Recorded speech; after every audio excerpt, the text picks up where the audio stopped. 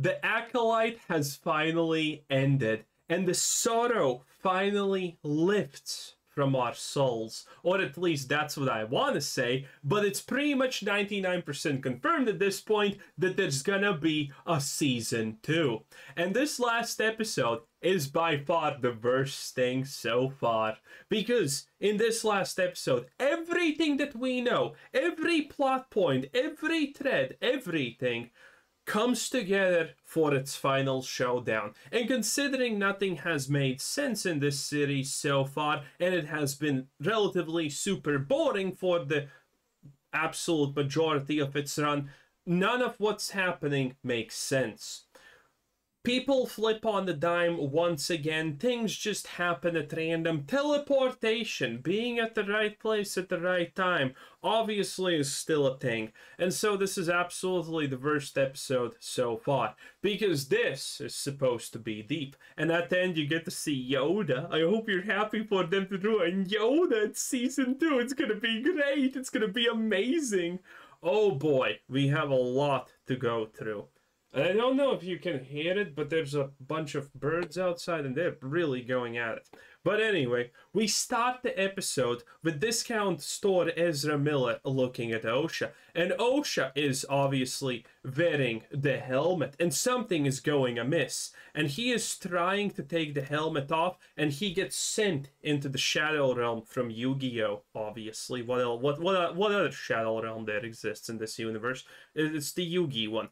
And that is supposed to show that Osha is magically extremely strong and gifted as the Force, because what else could she be? Because at the start, May is supposed to be the strong and gifted one, but this would not be a cheap Leslie Hennedy production if the most obvious, oh my god, turns out she's the strong one, oh my god, turns out she's the bad one, would not be the actual ending of this most predictive plot ever. Anyway, she kind of demonstrates how strong she is by nothing happening, and then he takes off the helmet, and well, now they need to go to other places. They talk about it a little bit, it's all fine and dandy. Then we jump to Master Sol and May. May is obviously trapped, but guess what? Her Pip droid is still with her, and as always, no one removes it from her because, you know, it's a literal MacGuffin gadget that can turn into pretty much everything that she needs at any time. So why remove it from her? Don't know, don't care. Anyway, she finds a way to escape and then she assaults Master Sol after a dialogue that makes absolutely no sense. She wants him to confess that he ruined everything, and he's like, no, I did good. Not that that honestly even matters to this show at this point. And then she runs. She gets into an escape pod, and guess who's, by the way, there at random intervals? That's right, I can't find him, but it's the rodent. Yes, he's there, and he's just there for some reason. I think they put him in because they want to sell merchandise of the, you know, next baby small Yoda thing. And then she dons the helmet. Do you see that helmet? Does it remind you of anything? Oh my god, that's so Luke Skywalker blowing up the Death Star. Oh my god. I mean, Anakin blowing up the Death Star. Get your facts straight. It was Anakin. And good people died on the Death Star, okay? There was probably at least 5 accountants there. It is what it is. Anyway, a completely boring scene of her trying to escape happens. And the funniest thing is, it doesn't look like the helmet fits because of her braids, but let's ignore that part here. Why does she even need to wear a helmet? Don't know. It's not like she has plot armor or anything. Anyway, they do this stupid chase, and then at some point, Basil, I can't find the scene, but Basil for some reason is like, oh my god, the Jedi Master is trying to blow up May for some reason, because that's implied because he's targeting her, which means he's trying to kill her, I guess, which would go, by the way, completely against everything that he's actually trying to achieve in this episode, because he wants to prove Divergence. And that's why he needs both twins. Ha ha ha. Yes, yes, yes. It makes a lot of sense if you don't think about it. So Basil just pulls on a wire and it magically disables the ship. She crash. Oh, here it is. Here's our Basil. He's doing Basil things. You should be proud. I don't honestly know why at this point the Jedi just don't kick him to the curb and just cut him in half and make food out of him, honestly, at this point. Because, dude, okay, listen. He has been a hindrance throughout all of this show, and he has been not useful at all. I refuse to accept that this is a sophistically advanced species with intelligence, okay? And then we get to Coruscant. Oh, wait, we actually forgot the most insane part ever, okay? You probably thought I'm gonna forget it, but we need to go back. We need to go back here, okay? And here, I don't know if I'm gonna be able to get the scene. It's really hard because it's like, you know, 3 pixels of a scene. But we get the reveal that this Count Ezra Miller was not the only baddie. You know that cave Osha was in? Yeah, turns out there's probably a secret apartment somewhere there hidden. And the one who must not be named makes his appearance. That's right, Palpatine. No, not Palpatine, I'm sorry. Lord Voldemort himself puts his crippled hand forward and peeks out menacingly. Yeah, that's actually Plagueis. Yeah, Plagueis is gonna take the scene and it's gonna be beautiful. It's absolutely gonna be beautiful, okay? We're gonna see Plagueis, we're gonna see a lot of things. I can't find him. He looks like that old witch, super old witch from the Coven that was like, there are 2 options. If she leaves, she leaves. If she doesn't, she doesn't. That's some Asmongold tier logic right there, by the way. Disgusting. But yeah, he gets revealed. Voldemort is literally part of the picture now. Anyway, back to Coruscant.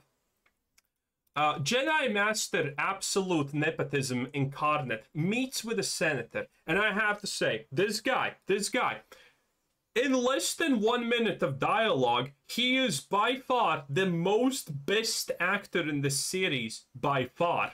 Because he actually can act, it seems like. That's right, this guy has single-handedly stolen the show in 45 seconds of screen time. Because he actually has facial expressions, dialogue that makes sense, and he's not instantaneously unlikable.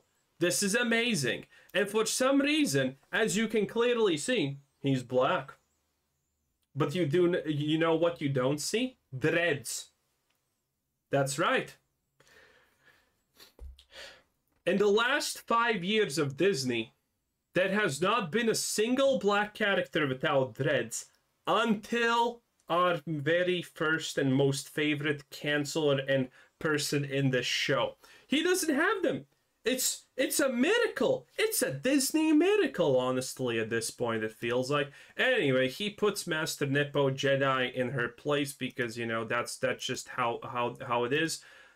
They make a little bit more of a joke about her tummy aches when jumping through hyperspace, and then she says it's not the tummy, it's the head.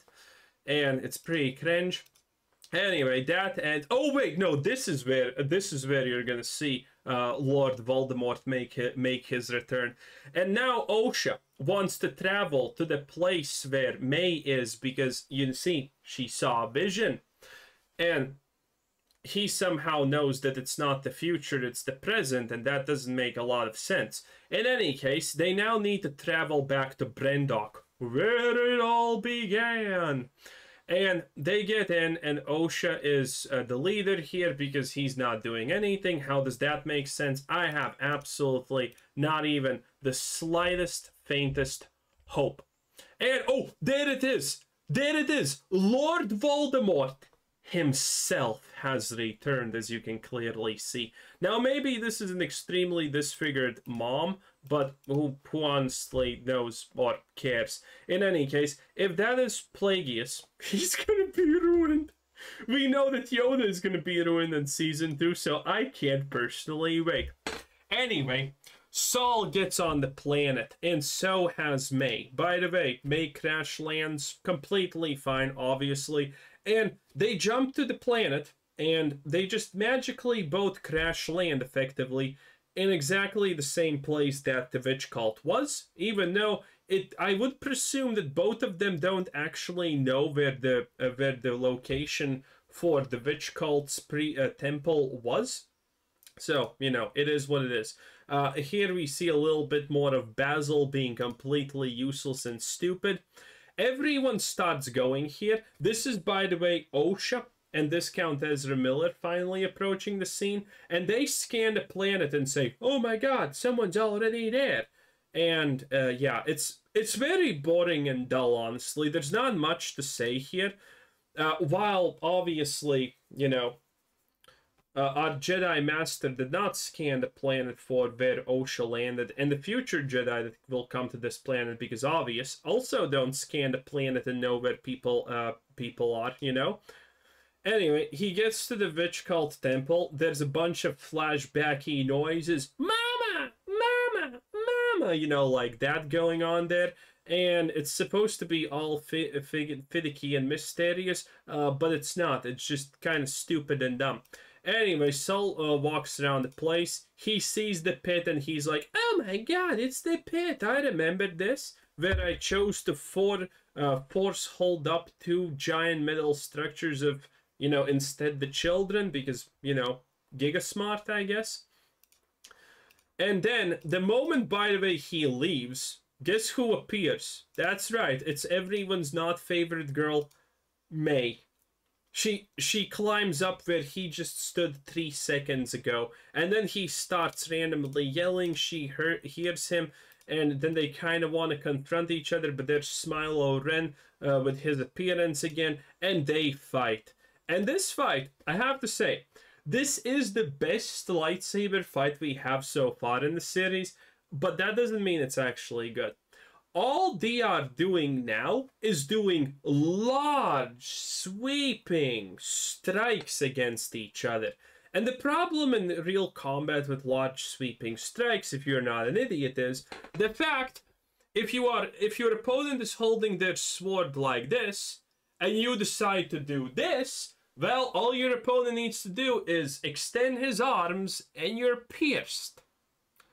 So, good luck with that one. Also, in this fight, remember this thing, the stuff that canceled out lightsabers, made them useless? Guess how many times that gets used? A solid 0. A solid 0. Plot MacGuffin no longer necessary, boys. That's how it be, effectively, okay? Thing that can stop lightsabers? No, not in this duel. Admittedly, again, it's the best duel ever. OSHA encounters May, or May encounters OSHA, I'm not even sure. At this point watching, I couldn't even figure out, wait, which one was May, which one was OSHA, because I was so absolutely just lost and out of it. Then they talk, they fight for a moment. It gets really boring. Then they're like, oh no, everything's good, Saul lied to you. And, you know, that's kind of it. May constantly wants to convince OSHA that Saul is the bad one and the Jedi are the bad one. And guess what? It works out. They are suddenly now friends and everything is good in the hood. They stop fighting, the other Jedi approach, and as always, Smilo Kylo Ren is gets pretty fast defeated by Squid Games, and then as always, nothing happens. OSHA takes the lightsaber away from him because she's now Super Karate Kid number 2. Oh, and by the way, in their stupid fight, they are equally matched. How are they equally matched considering that OSHA has been a Metnik for the past no one knows years, and May has been training to be an assassin or acolyte or whatever, I don't know. But they literally mimic each other's movements, which is stupid because they don't know each other's movements because they have not interacted in that sense before. But, you know, that's just what happens when writing is of such a good and extreme level at the end of the day. Anyway, back to Master Squid Games doing Master Squid Games things. OSHA takes the lightsaber. Master Squid Games is like, things happened. And then he says, yes, I killed your mom.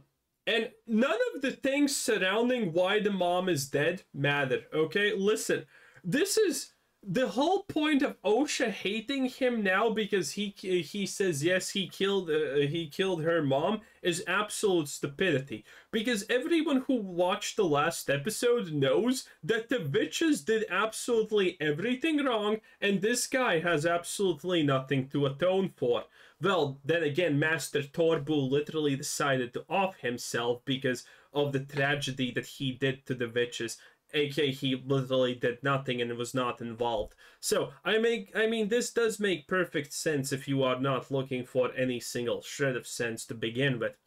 And, well, guess what? Osha picks up the lightsaber after he... oh, no, this is Osha. So, he admits to her that he killed the mom. Despite the fact that the mom turned into a spooky ghost demon-looking smoke cloud without saying a single word, and then her dying breath was, I was gonna let Osha go, which is unbelievable, obviously, to anyone who has even 2 functioning brain cells left at this point. But he says, yeah, he killed her mom. And then Osha completely loses him, and she starts force killing him without movement. And now she has completely fell to the dark side. This is the Kyber crystal becoming bloodied, aka red. And now Sol's lightsaber is hers, and the Kyber crystal is red. And it's amazing. And she kills Sol. Nothing really happens here. You can ignore this scene because, well, the whole series is ignorable, honestly. Jedi Master Nepo is here, and she finally admits that she knows who Smilo Ren is because she can feel him. He instantaneously puts on the hat. Basil is here, and he's like super happy that Basil is here because Basil is the only character that makes sense, because Basil at least is intended to be retarded, okay? No one else is, though, in this show, so they have no excuses. Anyway... they have a super theory eye jerky moment, Ocean May with each other, and it's all good. The Jedi come in, and they leave. Now, we do get an actual explanation how May survived falling down, because at this moment they need to get out, and they need to get out through here. And you know what's hilarious? They actually are going to explain how May survived falling down here. Now, at this point, we don't actually know. Is this hole 5 centimeters tall after you don't see the bottom, 1 meter, or 100 billion and goes to the core of the earth? We don't know that. But it's really deep. And you know how they survived? Well, May tells us how she survived. When she was a kid and she fell, she got sucked into this shaft with the air. How does that make sense? I have absolutely no idea. Well, it does make sense to women who don't know how fire works. That's right, this episode has no fire in it, and yet, women lack of understanding how fire works, the physical principles of fire, yet again strikes at the heart of the writing and destroys everything. You see, when the temple was on fire, this exhaust vent would actually pull in air because fire consumes oxygen to burn. And when fire consumes oxygen to burn, it creates a vacuum. And so air gets sucked in.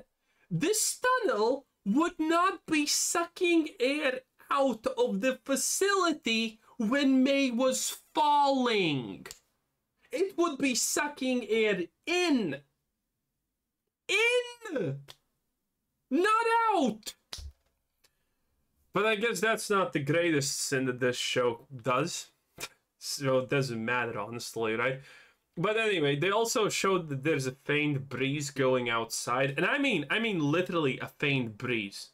It's like, you know, this. It's not like, woo, but it's like, yeah, you can see that this moves in one direction a little bit, just a little bit. So yeah, they escape, go outside. Master Nepo is still being Master Nepo. They are trying to create a 5-click perimeter because they could have not gone far. How about finding their spaceships that you can probably scan for with your own spaceship? Because when May and Masters and Smilo Ren were there, they scanned and knew that someone else was. How about scanning for their spaceships and blowing them up or protecting them? But no, they don't obviously do that because that would be too convenient. And so, that's kind of it. She finds that Sol is dead because Sol is dead. Good riddance, Master Squid Games. By the way, the actress for Ocean May has literally not done a single facial expression other than her default in all of the series so far, so that's a 10 out of 10.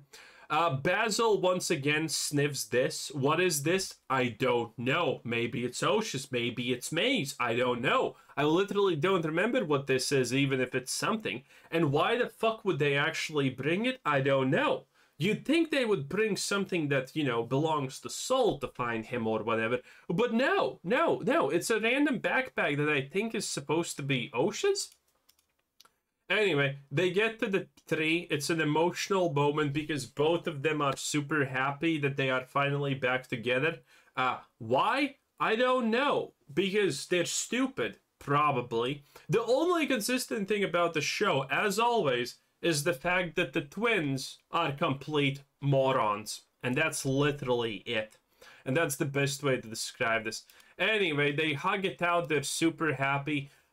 Kylo Ren does some kind of woo force thing, and suddenly May loses all of her memories until the point that she's 9. So now she's, I'm assuming, a 20-year-old stuck with the mind of a 9-year-old, and the last thing she remembers is, well, other stuff, I guess, about their last day before the Jedi, when the Jedi attacked, and that's it.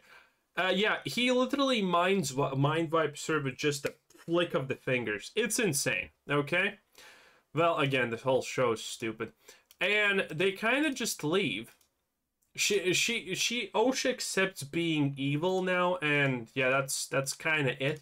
What they are gonna do in the future, I have no idea. The Jedi find May because she's left behind.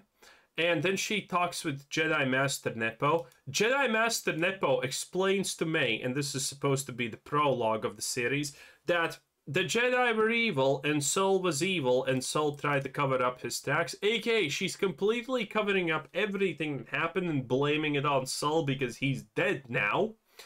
Obviously. And then she says the same thing to the Council, Rogue Jedi, blah, blah, blah. And that's effectively it. That's the end. We also have Osha, by the way, is no longer a lesbian because she holds hands with Smilo Ren, and that's how the episode ends. On nothing, on absolutely nothing. It's a complete waste of time. It was and still is a complete waste of time. Nothing interesting happens. No motivations make sense. I don't even know how to explain half of the crap that happened here because it's just so dull and boring and meaningless. And then there's gonna be an episode 2 because somewhere here we're gonna see Yoda. Okay, let's find Yoda. There he is, our little green goblin. That's right. And Jedi Master Nepo comes to confront Yoda. Be probably saying, yes, Yoda, things happened. And Yoda's gonna be like, well, cover up we must then. The Jedi are evil, but we must be good. Ho ho ho. Yeah, it's probably some kind of garbage like that. It's gonna be super cringe. Anyway, they're gonna be in season 2, and I hope it burns to flames before it comes out because I don't want to watch it. I'm disappointed in watching season 1, and I feel bad about myself. Anyway, bye bye. Wait, wrong button.